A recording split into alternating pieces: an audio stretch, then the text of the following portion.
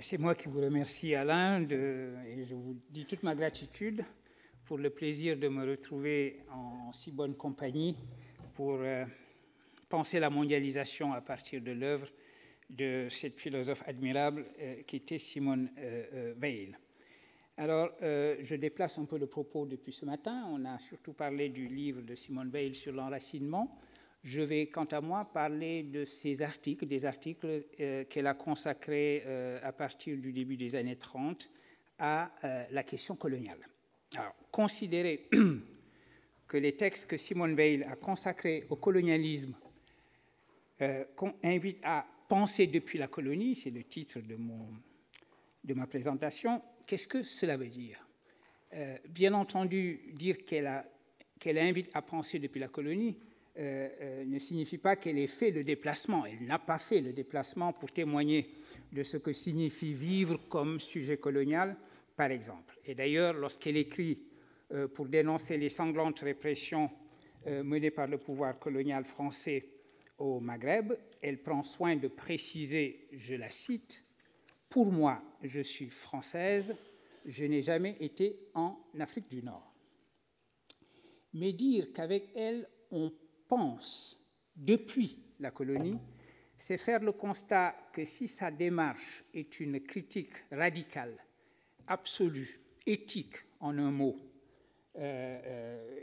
du colonialisme, et elle dit, juste à la suite de la citation que je viens de faire, « Je crois pourtant en savoir assez pour porter une accusation », eh bien, si cette critique est celle-là, c'est bien parce qu'elle effectue, et elle invite à effectuer, un décentrement pour voir la réalité coloniale non plus depuis le point de vue de la française qu'elle est, non plus à partir du récit national que la France tient sur elle-même et sur son empire, mais depuis ce qui trouble, ce qui questionne et ce qui finalement dément ce récit national.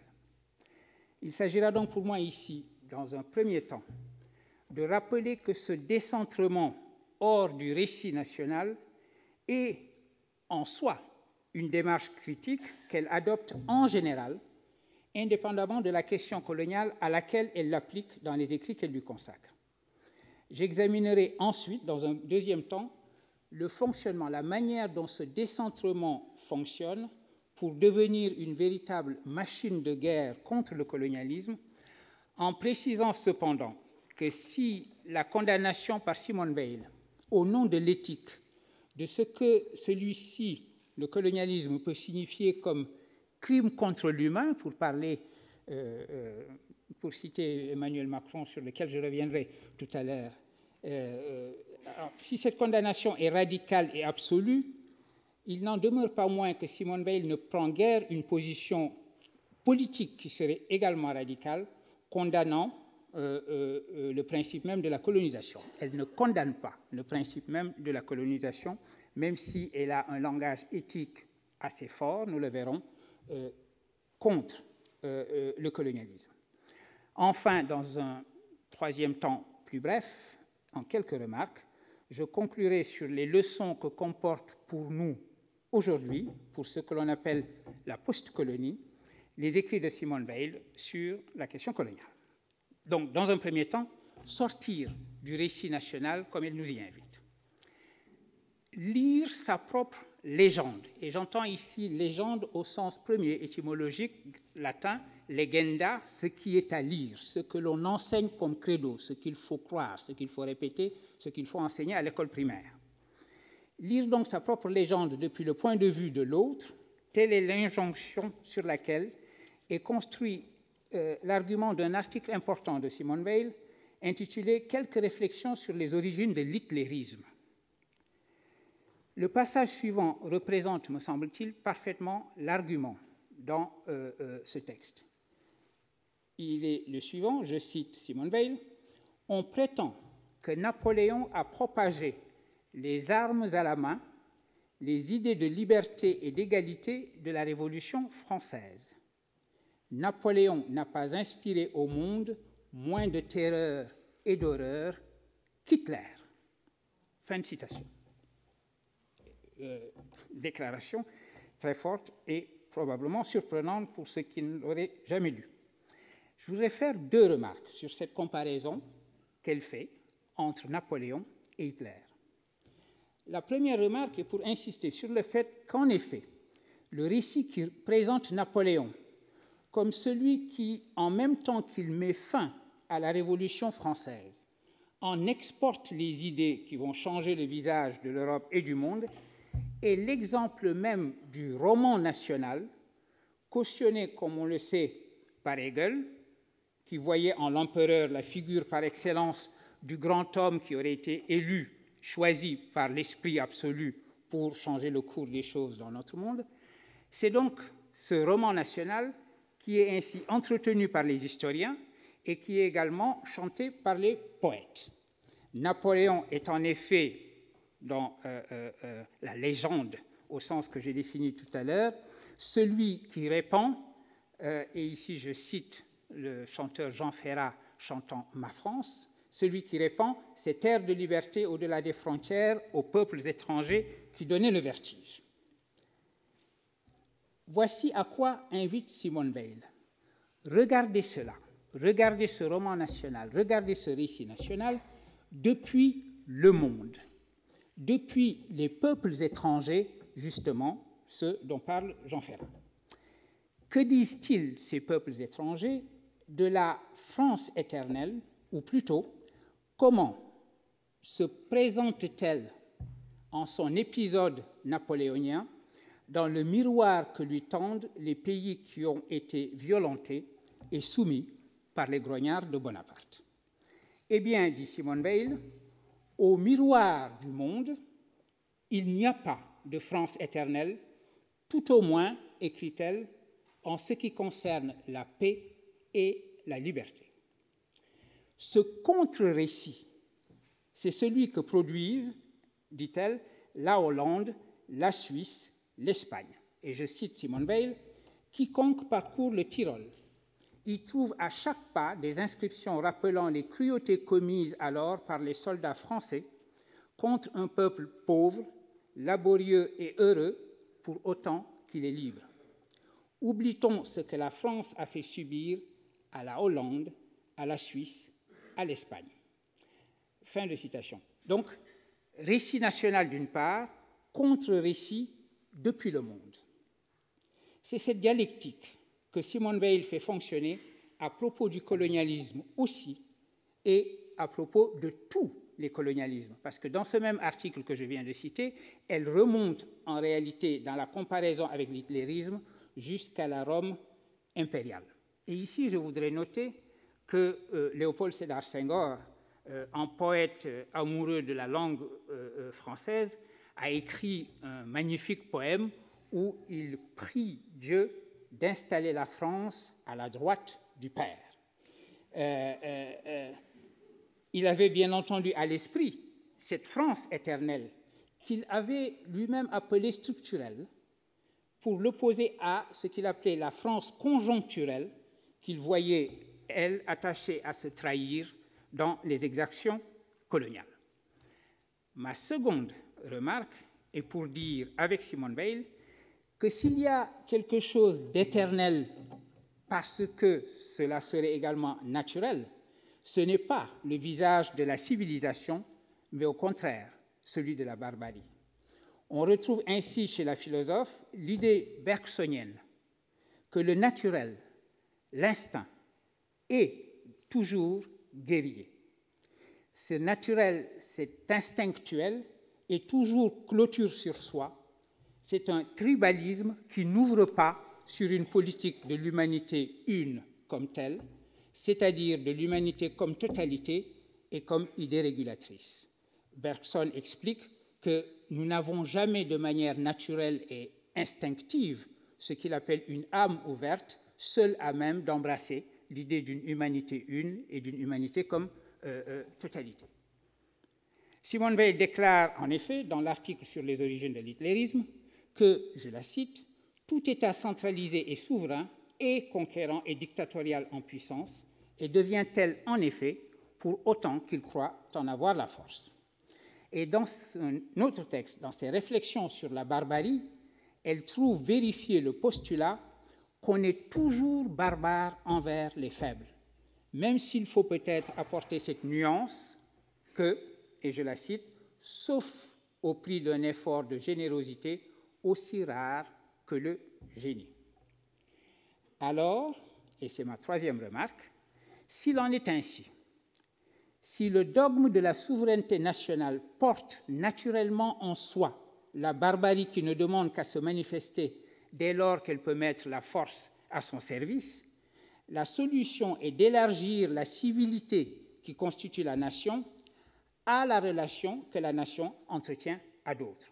En général, on est bien d'accord que le lieu national, cet espace vital, cet élément vital dont on parlait ce matin, qu'est la nation, doit être aussi le lieu de la civilité, le lieu des citoyens, et on admet que les relations entre les nations, elles, relèvent un peu de la loi de la nature à la Hobbes. Il s'agit donc pour elles de faire en sorte que cette civilité puisse se déborder, devenir transnationale et constituer véritablement le lien entre les nations. Cette relation, elle l'appelle le fédéralisme. Et l'on voit à la fin de l'article sur les origines de l'hitlérisme, Simone Weil proposait le fédéralisme comme ce qui doit remplacer le colonialisme.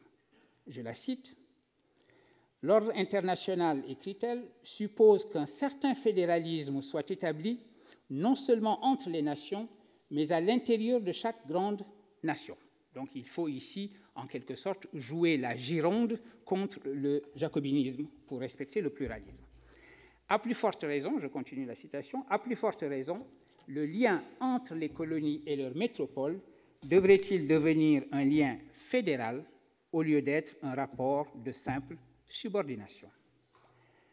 On peut donc voir que cette conclusion, et au fond tout l'article sur les origines de l'hitlérisme, est nourri de la réflexion que depuis 1931, selon son propre compte, Simone Weil ne cesse de mener sur la colonie.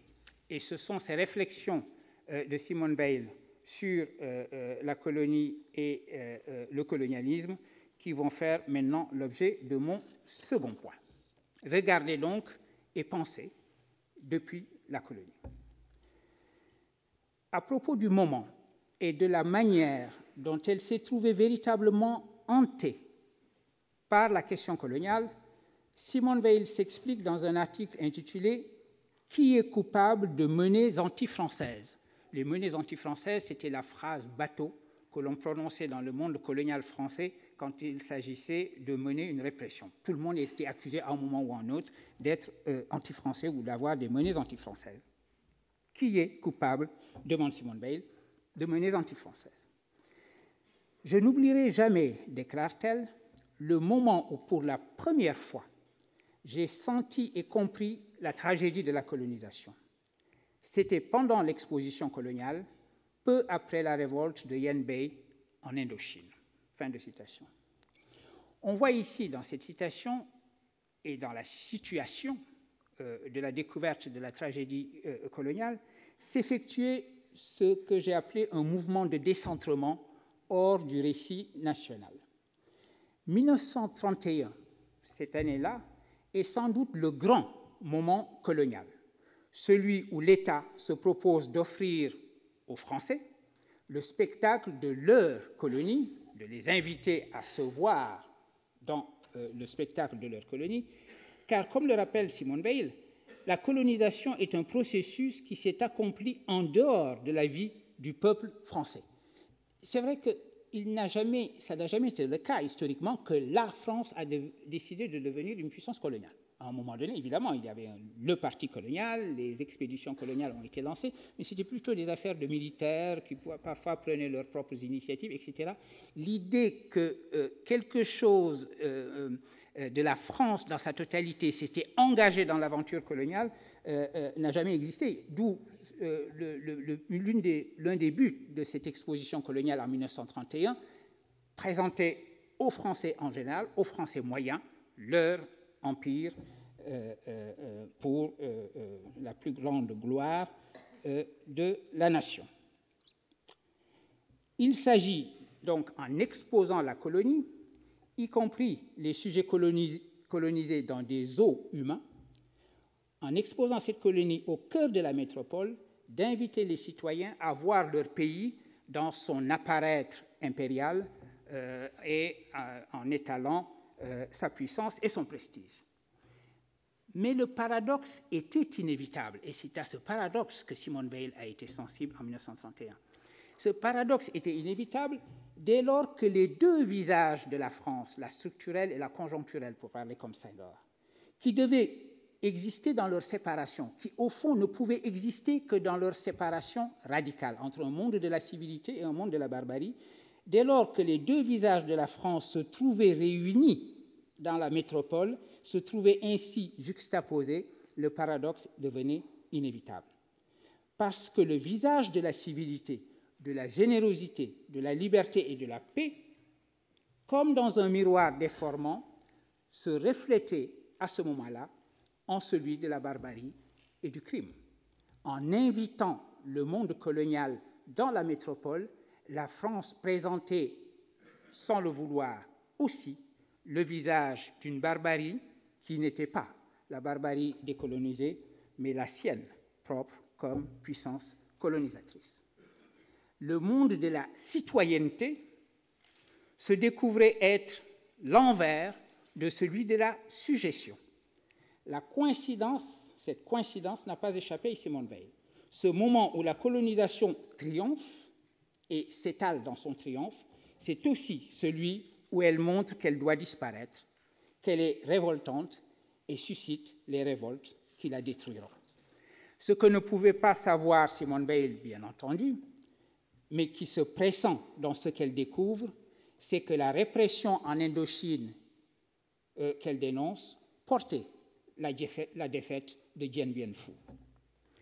On ignore, écrit la philosophe, depuis la position décentrée qu'offre l'Empire, que la France n'est pas, aux yeux de la plupart de ses sujets, la nation démocratique, juste et généreuse qu'elle est aux yeux de tant de Français moyens et autres. Fin de citation.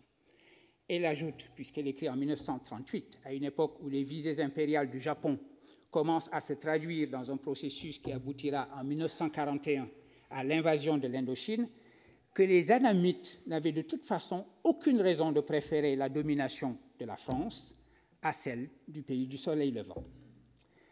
J'ai utilisé tout à l'heure le mot « hanté » pour parler de la présence dans l'esprit de Simone Veil de la question coloniale. C'est qu'elle ne pouvait plus ne pas avoir ce regard global, ce regard de surplomb qui tient ensemble le monde des citoyens et le monde des sujets, l'univers de la civilité et le monde de la barbarie. Qui sait, demande-t-elle, je cite, ainsi, on va peut-être se souvenir que la France est un petit coin d'un grand empire et que dans cet empire, des milliers et des milliers de travailleurs souffrent. Fin de citation. Mais elle fait également l'amer constat que tout le monde n'a pas ce regard global qui provincialise la France, pour citer un texte postcolonial célèbre. Il n'a pas ce regard global, donc, qui provincialise la France pour mieux penser son colonialisme. Il n'y a guère de prise de conscience qu'il y a une question coloniale.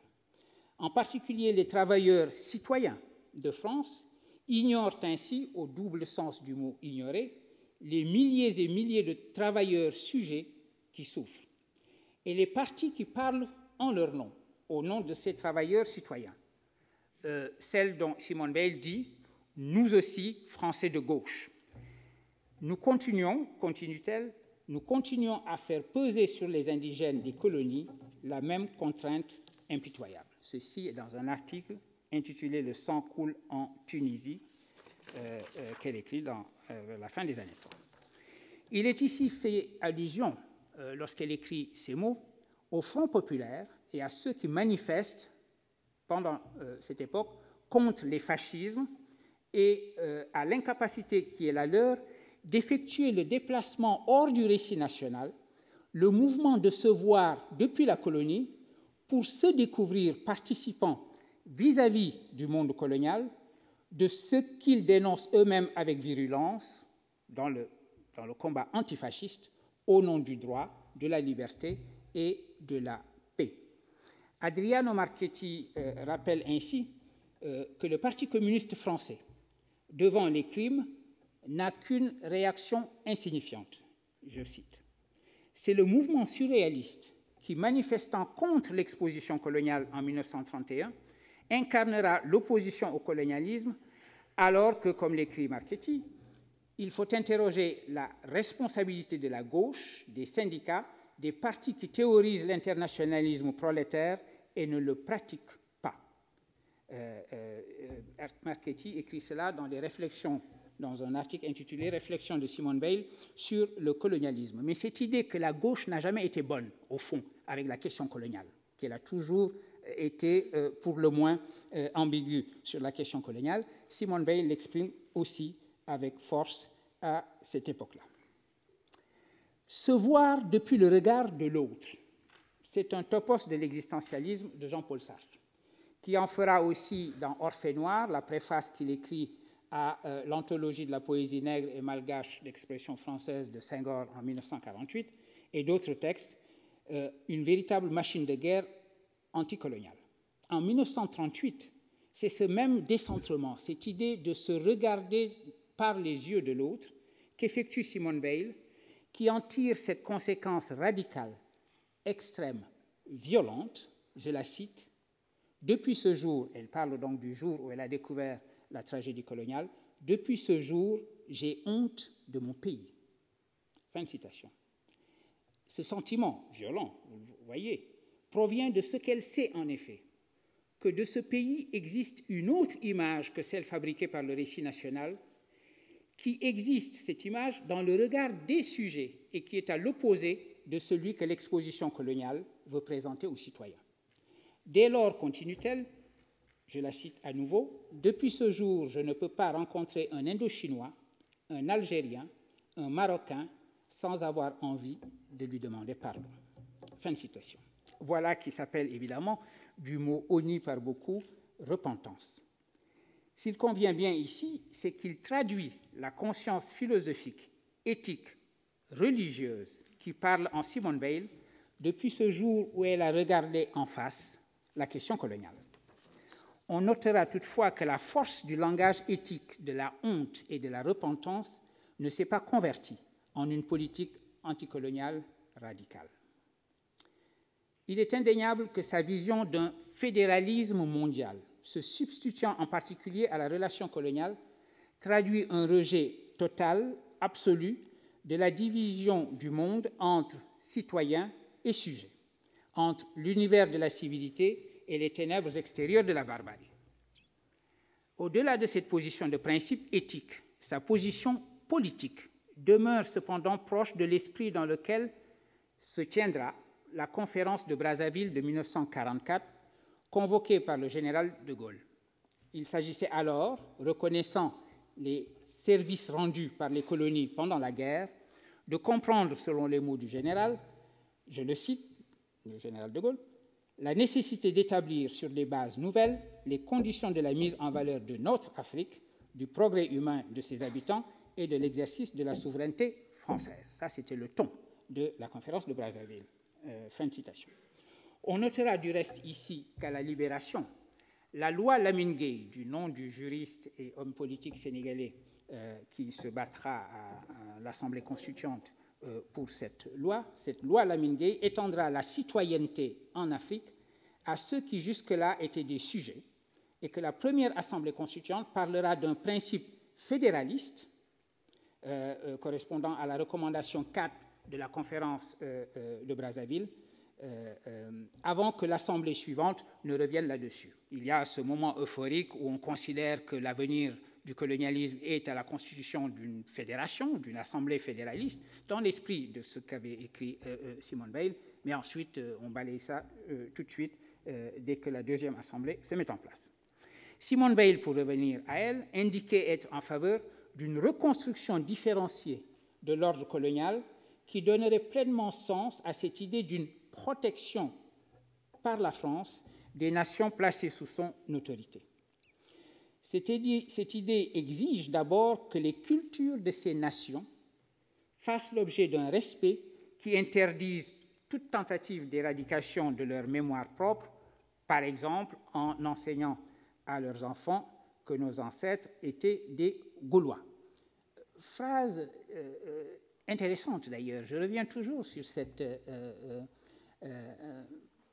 notion de nos ancêtres les Gaulois.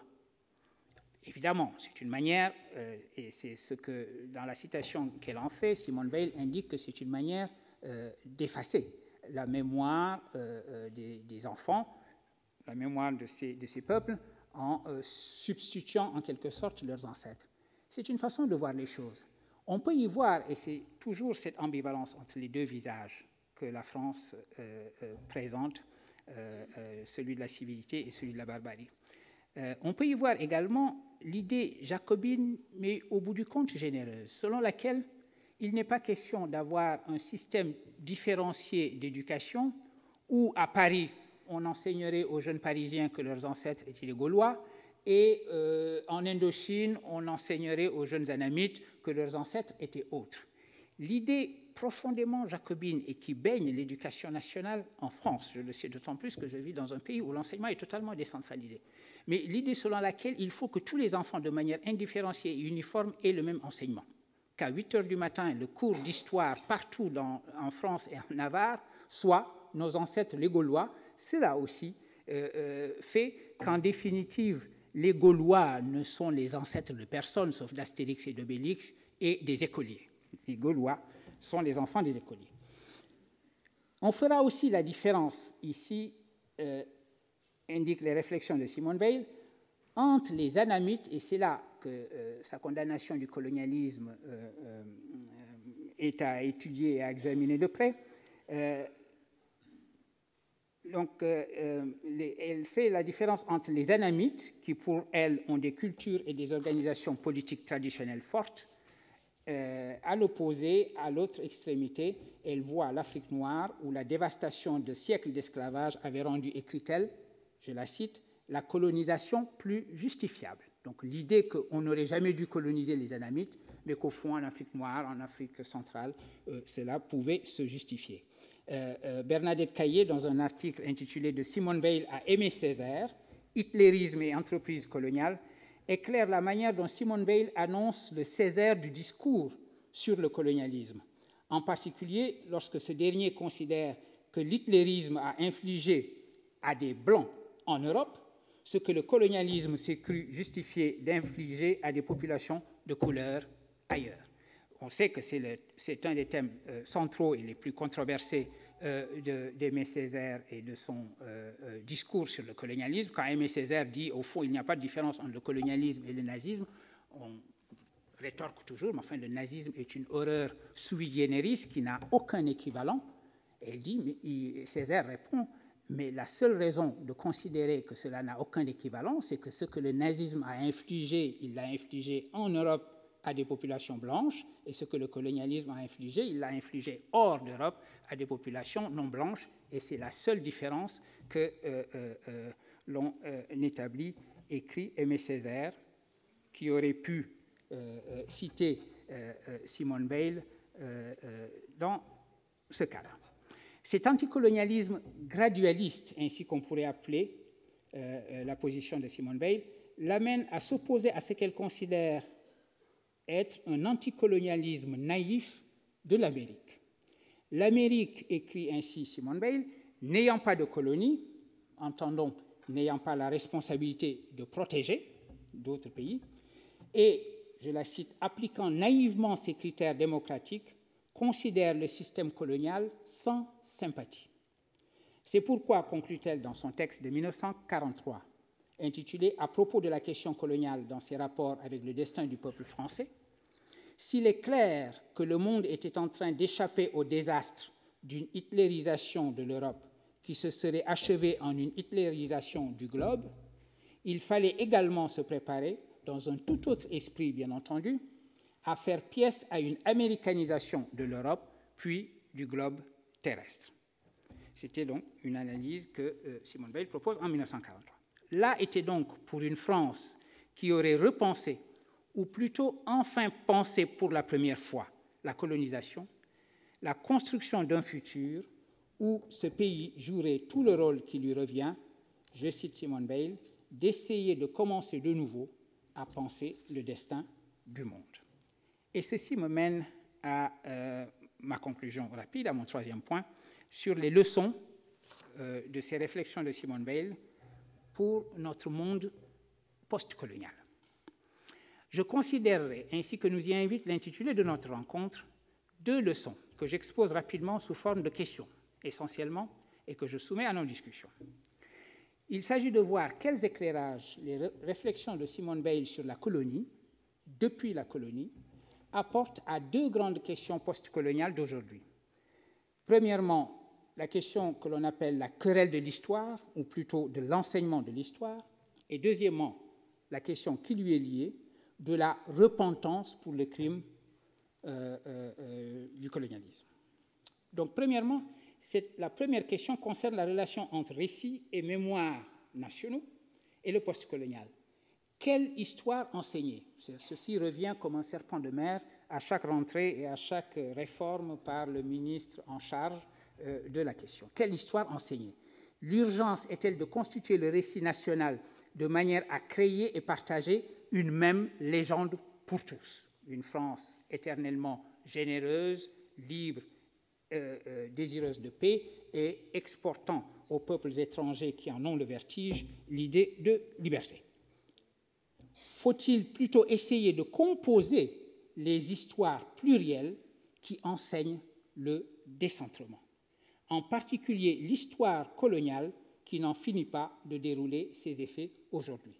Je crois qu'à cette question sur laquelle nous revenons assez souvent, semble-t-il, en France, Simone Veil aurait apporté la réponse selon laquelle c'est cette histoire, c'est ce réseau d'histoire, cet enchevêtrement d'histoire au pluriel qu'il faudrait plutôt enseigner. Deuxièmement, pour la deuxième leçon, je reviens à la manière dont Simone Veil exprime avec force, dans la citation que j'en ai faite, honte et repentir. Du violent sentiment qui s'exprime ainsi, elle s'explique dans une lettre à Georges Bernanos, où elle déclare « Les humiliations infligées par mon pays me sont plus douloureuses que celles qu'il peut subir. » En définitive, c'est cela qui explique probablement la violence de la réaction qui a été la sienne lorsqu'elle a parlé de honte de mon pays, etc. Elle supporte beaucoup moins les humiliations que la France fait subir que celles qu'elle pourrait subir. Quelque chose dans sa démarche pourrait, me semble-t-il, dans la démarche de Simone Veil, pourrait, me semble-t-il, utilement éclairer cette querelle de la repentance qui est revenue sur le tapis, par exemple, récemment, lorsque celui qui était seulement alors le candidat Emmanuel Macron a déclaré que le colonialisme est un crime contre l'humain. Il a d'abord déclaré que c'était un crime contre l'humanité, il s'est repris et est passé de ce langage légal finalement, parce que crime contre l'humanité, c'est une catégorie juridique, je parle sous le contrôle des nombreux éminents juristes qui sont ici, alors que crime contre l'humain, c'était la phrase éthique qu'il avait préférée. Simone Veil, me semble-t-il, ne dit pas autre chose. Et sa démarche montre que la repentance n'est pas d'abord pour elle l'acte politique de s'adresser à l'autre pour lui demander pardon. Au fond, toute la querelle de la repentance est là. Est-ce qu'il s'agit d'aller en Algérie, par exemple, et d'avoir le geste politique de demander pardon aux Algériens? Le pape peut demander pardon des crimes de l'humain, mais que signifie qu'un président, qui d'ailleurs aujourd'hui est si jeune qu'il n'a jamais connu cette époque-là, irait devant un président vieillissant pour demander pardon? Donc il ne s'agit pas de cela, il ne s'agit pas d'une telle démarche politique. Pour elle, pour Simone Veil, cette question est d'abord la simple reconnaissance de ce que j'ai appelé les 2 visages, ou la coexistence du récit et du contre-récit, qui interdit par exemple le ridicule de dire que la colonisation n'était pas autre chose que la volonté de partager sa culture. Se repentir, et donc, et c'est ce qu'elle dit, c'est ce qu'elle nous enseigne comme leçon, se repentir, c'est d'abord toujours s'adresser à soi-même. Et c'est ce que, semble-t-il, Simone Veil a compris en nous invitant à penser depuis la colonie. Je vous remercie de votre attention. Merci beaucoup, Souleymane, de ce très bel exposé, alors qu'il y a beaucoup d'échos à la fois dans l'actualité et même dans l'actualité de cette maison, et d'un certain nombre de controverses qu'il y a au sujet de certains des professeurs de cette maison sur la façon d'écrire l'histoire.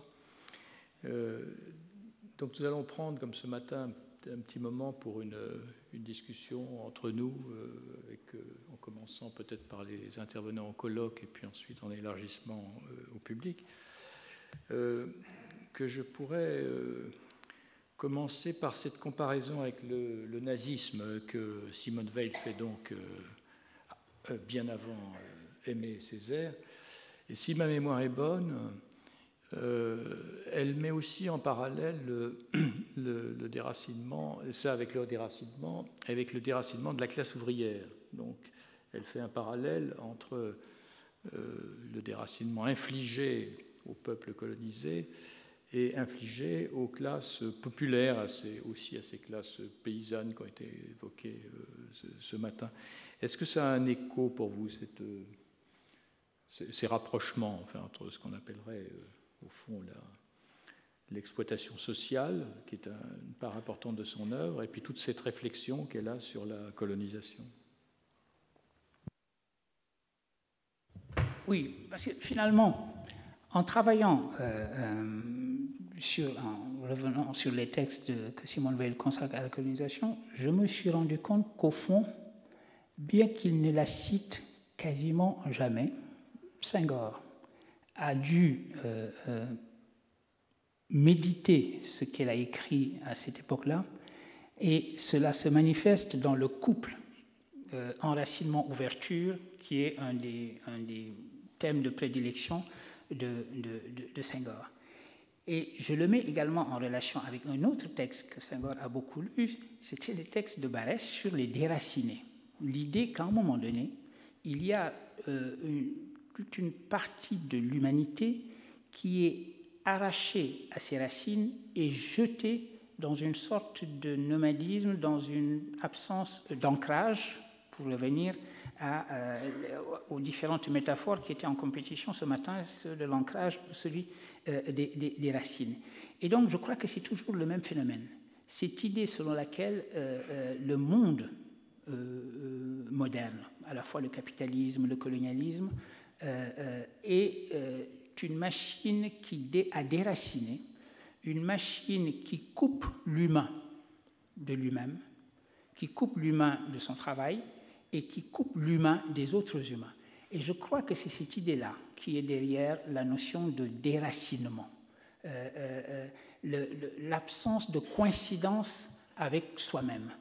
Et j'y trouve d'autant plus un écho pour répondre à la question que vous posez, que c'est au fond la raison pour laquelle beaucoup de sujets coloniaux, d'intellectuels du monde colonial, à la différence de ce qui sera la démarche du Parti communiste français, par exemple, ou la démarche de mon vieux maître Althusser, considéreront toujours que le vrai Marx n'est pas le Marx du Capital, mais le Marx des manuscrits de 1844. Parce que c'est le Marx chez qui la notion d'aliénation, de coupure avec soi-même, non seulement avec ce qu'on est, mais avec ce que l'on a à être, cette sorte d'évolution naturelle qui doit être la nôtre si nous sommes véritablement dans l'élément vital au sein duquel nous sommes enracinés, même s'il ne faut pas comprendre la racine comme ce qui nous maintient, ce qui nous enferme, etc. Et donc j'ai bien aimé la discussion sur l'encre, ou alors la multiplication des racines. C'est beaucoup plus le rhizome deleuzien que l'enracinement de l'arbre dans un sol avec une racine unique. Mais derrière l'idée de déracinement, il y a cette idée de ne plus coïncider avec soi-même. Je crois que c'est le plus important. Et le fait que l'ouvrier ne coïncide plus avec soi-même parce qu'il est coupé de sa propre personnalité, parce qu'il est coupé des fruits de son travail, travail qu'il n'aperçoit plus que sur le mode de la contrainte, selon la citation qui nous a été également donnée ce matin. Cette idée-là, effectivement, traverse à la fois le monde du travail en métropole et le monde des sujets coloniaux dans le monde colonial. Vous avez évoqué la figure de Sartre et donc le rôle qu'il a joué après-guerre notamment vis-à-vis des écrivains intellectuels africains. Vous avez écrit un texte magnifique là-dessus, sur ce que vous avez appelé le baiser de la mort de Sartre.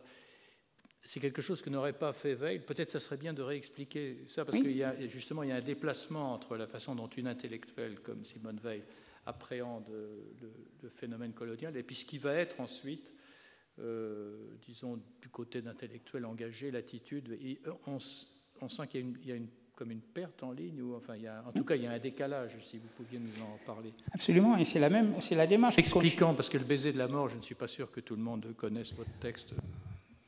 Oui, alors, c'est vrai que c'est dans la continuité de ce que dit Simone Weil à propos de la gauche, parce que dans ses textes sur le colonialisme, elle dit également que les Français de gauche, que justement le lien que vous faisiez entre les travailleurs qui sont normalement tout aussi aliénés que les sujets coloniaux, mais qui ont du mal à comprendre la solidarité naturelle qui devrait les lier, c'est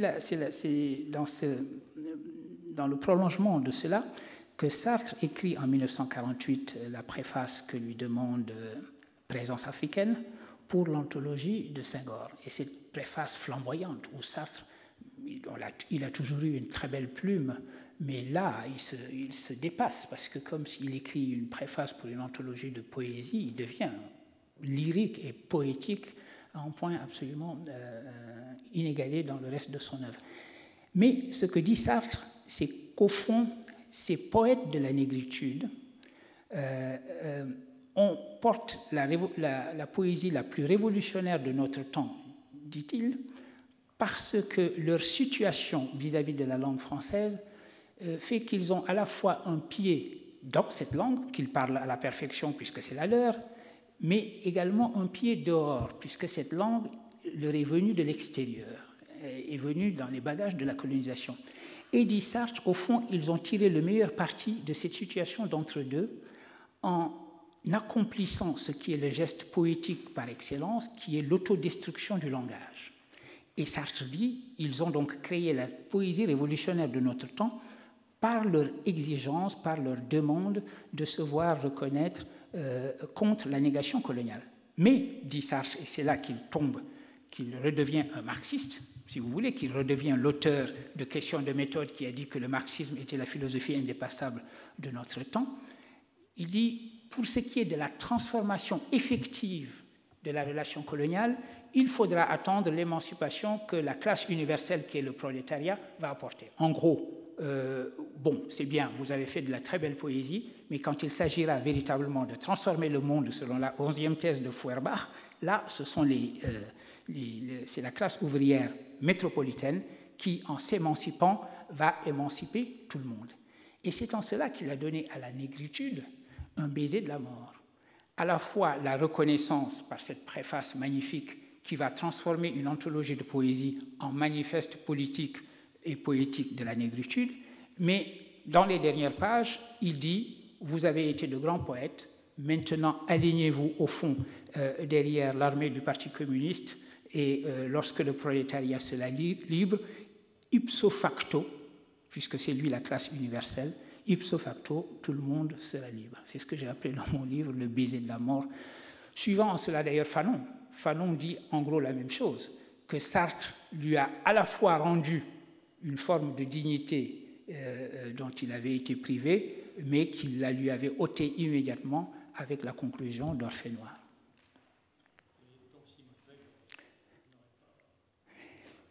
Non, Simone Weil n'aurait pas écrit ça. Au contraire, elle a toujours tensé la gauche, le Front populaire, en disant voilà que vous faites des manifestations antifascistes et vous ne vous rendez pas compte que votre pays est en train d'avoir des menées fascistes avec le genre de massacres qui pouvaient avoir suivi, par exemple, la révolte en Indochine en 1931 ou les massacres qui avaient eu lieu en Tunisie, au Maroc, etc. Une dernière question, puis après je vais me montrer un peu plus généreux pour faire circuler la parole. La question que vous avez évoquée de la légende nationale, du récit national, alors il y a plusieurs dimensions du point de vue, je ne suis pas spécialiste de ces questions, je pense qu'il y a une partie du débat qui porte sur la nécessité d'avoir suffisamment de repères chronologiques pour pouvoir savoir de quoi on parle quand on parle d'histoire. Et puis, d'autre part, l'idée qu'on forge ainsi un système de référence commune. Cette question ne s'est-elle pas posée aux anciens pays colonisés une fois devenus indépendants? Et comment a-t-elle été réglée à ce moment-là, lorsqu'on a cessé d'apprendre qu'on était les enfants des Gaulois? Formule où je rejoins tout à fait votre remarque sur l'ambiguïté, parce que l'envers, ça pourrait dire vous ne serez jamais les enfants des Gaulois, regardez la couleur de votre peau. Donc ça sera une lecture raciale. Donc c'est des ancêtres ouverts à tous, en fait. Si vous acceptez la France, tout le monde peut être Astérix et Obélix. Bon. Enfin, je ferme la parenthèse.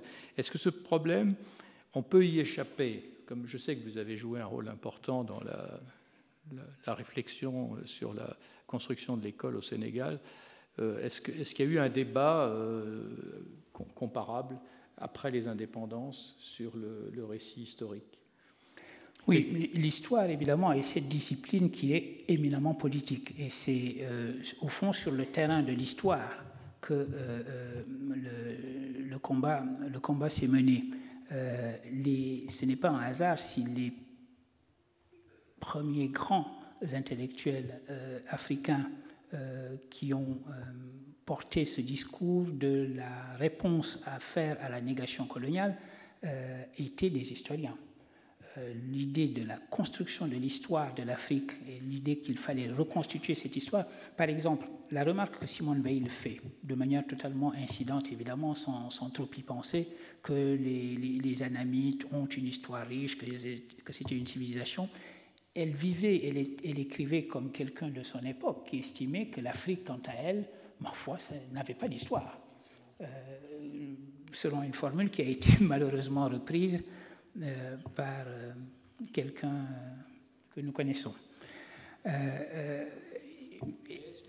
Ma question, c'est est-ce qu'au fond, le récit n'a pas été nos ancêtres, les Égyptiens, enfin, si je pense à Cheikh Anta Diop. Justement, et c'est ça, je voyais d'ailleurs tout à l'heure circuler un texte de Cheikh Anta Diop, Nation nègres et culture, et la tentation est grande de décalquer le récit national occidental en un récit national du même acabit, finalement, dit afrocentriste. L'idée de reconstituer un récit qui partirait de la Grèce ancienne et où la Grèce ancienne jouerait, de l'Égypte, je veux dire, de l'Égypte ancienne, avec cette idée que l'Égypte ancienne jouerait vis-à-vis des cultures africaines le même rôle que l'on a fait jouer à la Grèce vis-à-vis de l'Europe. L'idée, et j'ai vu d'ailleurs Simone Veil reprend dans une citation qui est passée au tableau, cette phrase qui ne veut rien dire, cette expression qui ne veut rien dire du miracle grec. L'Europe s'est constituée, le récit national européen s'est constitué sur cette idée que l'Europe a commencé avec le miracle grec. Le miracle, c'est très pratique parce qu'un miracle n'est précédé par rien. S'il y a un miracle grec, la Grèce ne doit rien à personne, elle est née d'elle-même, comme Athéna est née de la tête de Zeus. Et à partir de là, l'Europe devient une espèce de miracle permanent et sa destination est tout naturellement la philosophie dont elle est seule porteuse. Voilà, l'Europe est née philosophe et quoi que vous fassiez, vous ne serez jamais philosophe. Et en gros, c'est ce que dit Hegel, c'est ce que dit Husserl, c'est ce que dit aujourd'hui, c'est ce que disait encore hier Emmanuel Levinas. C'est l'idée la mieux installée, cette espèce de téléologie qui ferait l'exception européenne et qui lui donnerait une destination à nul autre pareil et qui en ferait une humanité à part. Alors l'afrocentrisme reproduit ce discours-là. On ne se rend là pas compte qu'en définitive, ce décalque est le pire piège qui puisse lui être tendu. On va faire l'équivalent de ce récit national. Et c'est la raison pour laquelle j'ai insisté sur la pluralisation des histoires, la pluralisation des récits, la capacité de décentrement ou de déracinement qui fait qu'on peut toujours se voir du point de vue de l'autre. Et je crois que c'est la leçon principale que j'ai retirée de cette relecture de Simone Veil, que je vous remercie de m'avoir obligé à faire. C'est moi qui vous remercie de toutes ces remarques. Ça fait penser au regard perçant aussi de Montesquieu qui invite d'ailleurs Simone Veil aime bien Montesquieu, elle a raison. Alors, est-ce que oui, Annie, j'appuie sur. Ok. J'ai juste été un petit peu étonnée là, quand vous avez cité un passage de Simone Weil concernant la tolérance américaine, juste pour l'opposer à la...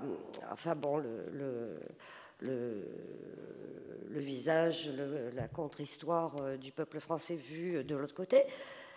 Est-ce que réellement, nulle part dans son œuvre, il est mentionné que l'Amérique a fait pareil? Je me demande à quel point c'était possible d'ignorer aussi que les premiers colons américains, des parfaits déracinés, par ailleurs, ont été mieux, bon, à part que c'est peut-être une colonisation maximalement réussie, parce qu'il pratiquement, il n'est plus resté d'indigènes. Quelle est la différence? Est-ce qu'elle en parle de ça? Alors, je me retourne vers les spécialistes. À ma connaissance, non.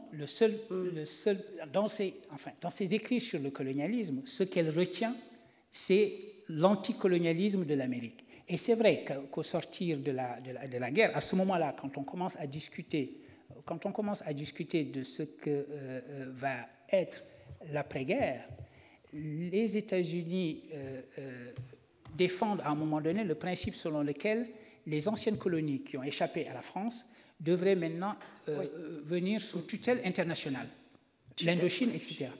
Et donc, c'est vrai, il y a une forme d'anticolonialisme américain, si on donne un sens très large à anticolonialisme, contre le système, disons, des colonies européennes. Et c'est contre cela qu'elle parle ici.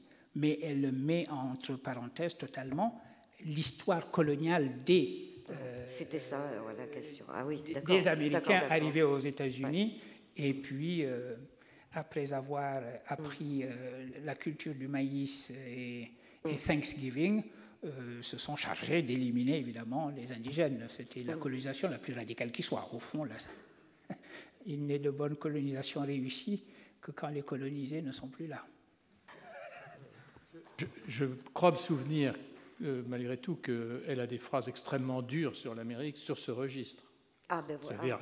C'était des déracinés et leur seule passion, c'est de semer le déracinement partout sur la planète. Elle l'écrit. Enfin, je retrouverai la citation d'ici la fin de la discussion, mais c'est un point qu'elle souligne d'une façon, avec son espèce de...